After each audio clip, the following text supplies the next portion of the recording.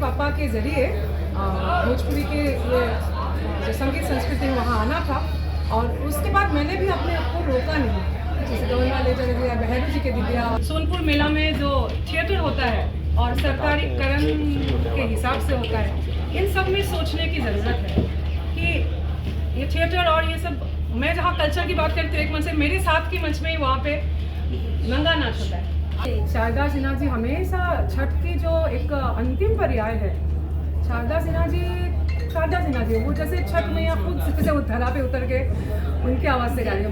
भोजपुरी की खास लोक गायिका जो भोजपुरी को शारदा सिन्हा के बाद अगर वो विश्व स्तर पर पहचान दिलाने की अगर कोई काबिलियत रखती हैं तो वो है सुरों की भोजपुरी की वो मल्लिका कल्पना पटवारी, जो हमारे साथ मौजूद है। आज बिहार में आई, पटना में जिस तरीके से आपने लोगों को झुमा दिया, वो क्या राज है, जरा बताइए कि हमारी भोजपुरी को आगे बढ़ाने के लिए आप लगातार प्रयास कर रही हैं, वो हमारे दर्शक जानना चाहेंगे। सबको नमस्कार। पहले वो राज भोजपुरी है, भोजपुरी जो बोली है, भोजपुरी जो सुर है, भोजपुरी जो स्वर है, उसमें अपना एक मिठास है, और भोजपुरी ही वो ताकत है आपको। बस अब जल्दी से भोजपुरी बोली को भाषा की दर्जा प्राप्ति हो, और वो अब हो जाएगा तो सोने पे सुहागा है। जी, तो कैसा लगा आज हमारे पटना में आए, और आपका ज़्यादा जो रहा है असम से नाता, फिर भी आप बिहार को और भोजपुरी को नहीं छोड़ रही है, इसके पीछे का भी वो जो मेन वजह है बता दीजिए। नहीं छोड़ रही, मतलब छोड़ना नहीं, छोड़ना नहीं चाहिए। आप असम से, अपने असम के साथ साथ आप हमारे भोजपुरी वासियों को ये सीखना चाहिए खास करके कि आप असम से नाता रखते हुए भी आप हमारे बिहार के भोजपुरी गीतों को आगे बढ़ा रही हैं, तो ये श्रेय आपको जाता है, हमारे बिहार वासियों से भी जाता है। नहीं, एक्चुअली ना तो मैंने कभी ये कल्पना किया था, प्लान किया था जब मैं मुंबई गई थी 2001 में, और असम में ऑलरेडी असम की जो हमारी इंडस्ट्री है वहाँ भी छोटा सा एक फिल्म इंडस्ट्री है, और वहाँ मैं कार्य कर रही थी। लाइक बहुत एक्चुअली मैं 4 साल की उम्र से ही मैं मंच पे हूँ मेरे पिता के साथ, लेकिन एक बिगर प्लेटफॉर्म में हर आर्टिस्ट जाना चाहता है, गाना चाहता है, तो बहुत सारे सपने लेके मुंबई गए, लेकिन वहाँ राजस्थानी का और अंग्रेज़ी एडवर्टाइजिंग वर्ल्ड, तमाम रिमिक्सेस, हिंदी जैसे ऊंचा लंबा कद या फिर गंदी बात बहुत प्रसिद्ध है, बॉलीवुड के सॉन्ग है, तमाम उस सब बहुत सारा कुछ मैंने एक्सप्लोर किया, लेकिन शायद डेस्टिनी में ये रहा होगा कि मुझे ए गणेश के पापा के ज़रिए भोजपुरी के ये जो संगीत संस्कृति है वहाँ आना था, और उसके बाद मैंने भी अपने आप को रोका नहीं। जैसे गौरवा ले दिया, बहरू जी के दिव्या, और तमाम पचड़ा, छठ के गीत, एक के बाद एक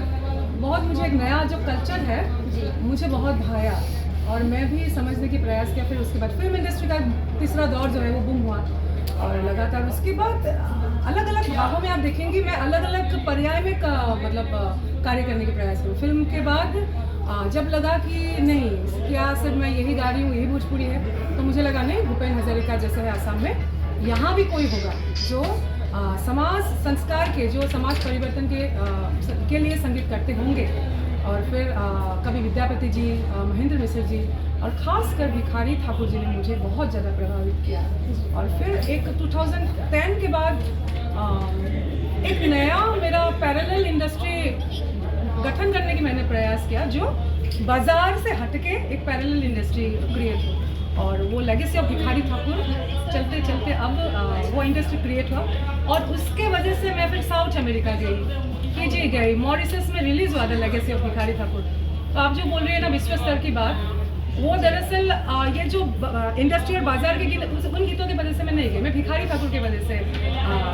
ऑस्लो मेला फेस्टिवल जो नॉर्वे में हुआ। तो आपको जो वो प्रभावित करने वाले जो इंसान रहे वो भिखारी ठाकुर जी रहे, जिस तरीके से आप उनकी बातें करती हैं, मतलब हाँ, उनसे ज़्यादा प्रभावित प्रभावित मतलब मैं भूपेन हजारिका जी से प्रेरित रही जी। और यहाँ पे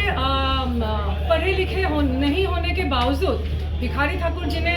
कैसे लोक साहित्य उन्होंने रचना किया, बहुत ज़्यादा प्रेरणा लेने वाली बात है। और आगे अथाह सागर है भिखारी ठाकुर जी पे भी, बहुत कुछ तो मैं कर नहीं, मैं बस शायद 2% मैंने किया है। क्या लग रहा है कि अभी भी भोजपुरी संघर्ष कर रहा है अपनी पहचान को बनाने के लिए? इसके जो भी वो अगर कहने सीढ़ियाँ हैं, तो इसमें अगर कोई नए आर्टिस्ट आते हैं तो उन्हें संघर्ष करना पड़ रहा है अपने आप को किस तरीके से? नहीं, बात इस पर भोजपुरी की नहीं है, जो यूट्यूब और वो सब जो ट्रेंडिंग रहता है वर्ल्ड में यूट्यूब में, वो एक अलग इंडस्ट्री है,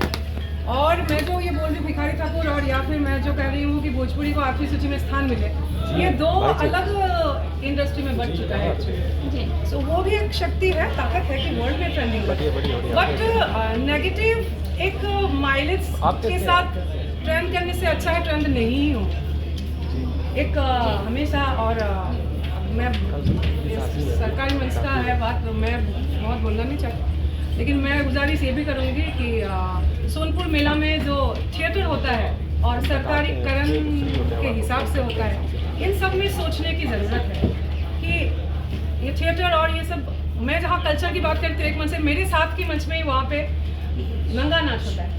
आपने ये जो अश्लीलता की बात की, आप पे ये ज़्यादातर अगर कहें तो सवाल किया जाता है कि अश्लीलता, लेकिन आपने बहुत सारे ऐसे गाने भी गाए मैं सुनते आई जो कि वाकई में वो गर्वान्वित महसूस कराने वाला, भले ही भक्ति का रहा हो या फिर अभी जो मरून कलर सड़िया हो या फिर गणेश के पापा, कई सारे छटके ऐसे गीते हैं जो कि हाँ शारदा सिन्हा के बाद अगर कोई कहे कि अगर हमारे जो बिहार को पहचान दिलाने वाली है वो है कल्पना पटवारी, तो ये सब बहुत खड़ी मतलब बहुत खासियत है। ये बहुत बड़ी जिम्मेदारी है जी। शारदा सिन्हा जी हमेशा छठ की जो एक अंतिम पर्याय है, शारदा सिन्हा जी